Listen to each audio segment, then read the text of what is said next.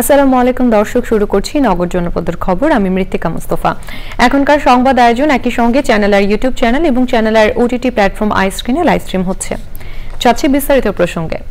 যারা দেশকে অস্থিতিশীল করছে তাদের বিরুদ্ধে সবাইকে ভেদাভেদ ভুলে একত্রে কাজ করতে হবে বলে মন্তব্য করেছেন অবসরপ্রাপ্ত মেজর জেনারেল ফজলে ইলাহি আকবর।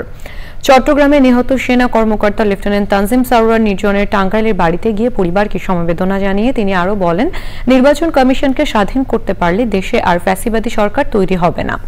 বিএনপি প্রতিনিধি দলে আরও ছিলেন অবসরপ্রাপ্ত লেফটেন্যান্ট কর্নেল শামসুজ্জামান, টাঙ্গাইল জেলা বিএনপির সভাপতি হাসানুজ্জামিল শাহিন, সাধারণ সম্পাদক অ্যাডভোকেট ফরহাদ ইকবাল ও বিএনপির অঙ্গ সংগঠনের নেতাকর্মীরা।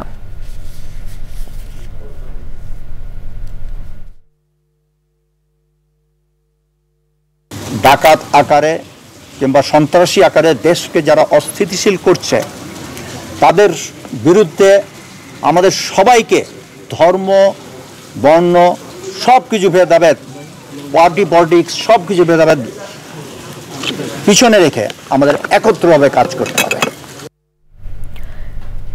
চট্টগ্রামে খুঁটির সাথে বেঁধে গান গাইতে গাইতে নির্মমভাবে এক যুবককে পিটিয়ে হত্যার ঘটনায় ৩ জনকে গ্রেপ্তার করেছে চট্টগ্রাম মেট্রোপলিটন পুলিশ।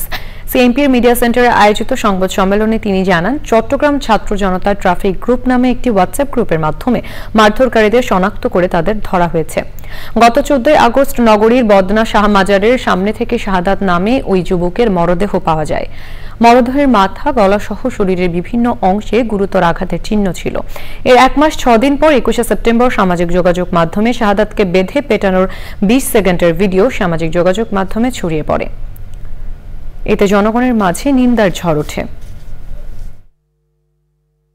পুলিশ যখন জানতে পারে তখন গোপন সংবাদের ভিত্তিতে এবং তথ্য প্রযুক্তির সহায়তায় তাকে গতকাল বিকাল 5টার সময় 2 নং গেট সংলগ্ন বিপ্লব উদ্যানের সামনে থেকে তাকে গ্রেপ্তার করে।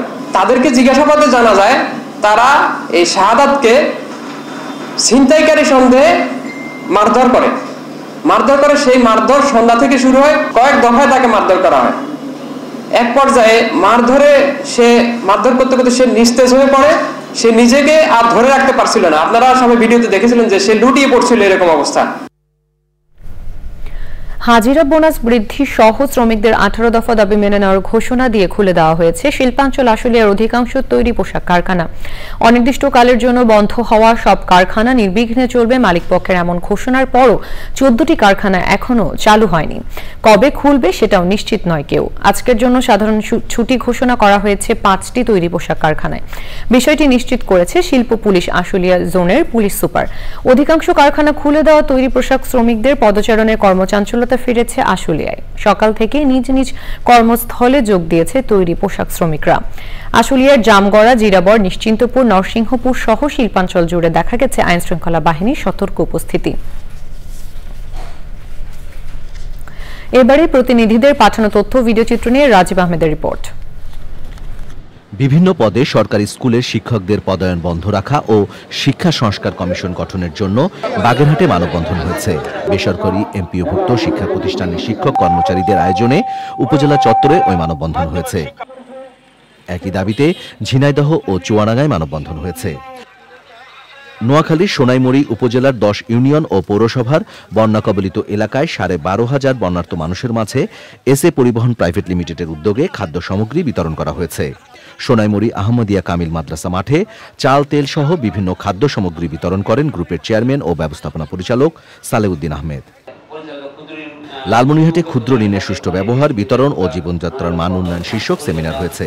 উপজেলা সমাজসেবা কার্যালয়ের আয়োজনে জেলা সমাজসেবা কমপ্লেক্স ভবনে ওই সেমিনার অনুষ্ঠিত হয়। নওগাঁর বিশা ইউনিয়নের সুদরানা মাধ্যমিক বিদ্যালয়ের প্রধান শিক্ষক অমরেন্দ্রনাথ সাহার বিরুদ্ধে নানা অনিয়ম দুর্নীতির অভিযোগে তদন্ত কমিটি গঠন ও বিদ্যালয়টি পরিদর্শন করেছেন তদন্ত কমিটির প্রতিনিধি। দীর্ঘ 2 মাস আন্দোলনের পর এবার সফলতার মুখ দেখল কক্সবাজার ইজি বাইক মালিক ও চালকরা। প্রশাসনের পক্ষ থেকে জানানো হয় লাইসেন্স ভাড়া বাতিলের বিষয়টি। খবরটি পাবার সাথে সাথে কক্সবাজার শহরে আনন্দ মিছিল করে ইজি বাইক মালিক ও চালকরা। নাটোর শহরে বিএনপির 8 নং শাখার সাবেক সভাপতি আব্দুল মোতালেব হোসেন দুলাল ব্যাপারীর প্রথম শাহাদাত বার্ষিকী উপলক্ষে স্মরণসভা অনুষ্ঠিত হয়েছে। Rajib Ahmed, channel I. বন্যায় দেশের সবচেয়ে বেশি আর্সেনিক ঝুঁকিপূর্ণ অঞ্চল চাঁদপুরের শাহরাস্তি উপজেলায় 1600 টিউবওয়েল ক্ষতিগ্রস্ত হয়েছে। এতে বিশুদ্ধ পানির অভাবে পানিবাহিত রোগের পাশাপাশি আর্সেনিক আক্রান্ত রোগীর সংখ্যা বাড়তে পারে বলে আশঙ্কা করা হচ্ছে। সমস্যা সমাধানে দ্রুত উদ্যোগের আশ্বাস দিয়েছে জনস্বাস্থ্য প্রকৌশল বিভাগ। মোর্শেদ আলমের তথ্য ভিডিওচিত্র নিয়ে আফরোজা হাসির রিপোর্ট। দেশের সর্বোচ্চ আর্সেনিক ঝুঁকিপূর্ণ অঞ্চল চাঁদপুরের শাহরাস্তি উপজেলা।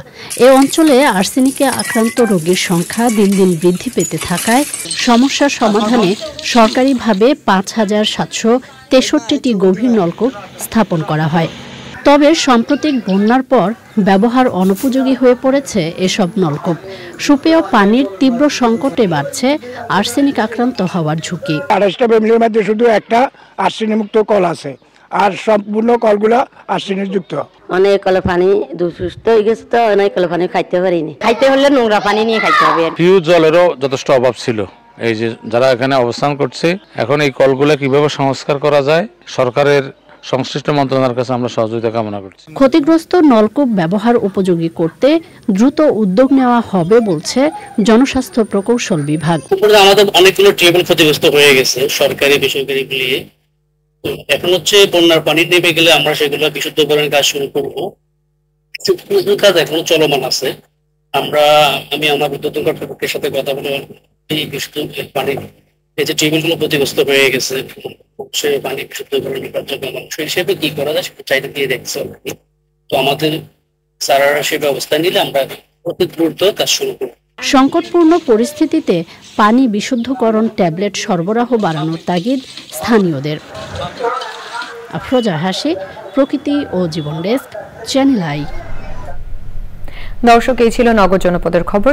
সবাইকে সাথে থাকার জন্য ধন্যবাদ।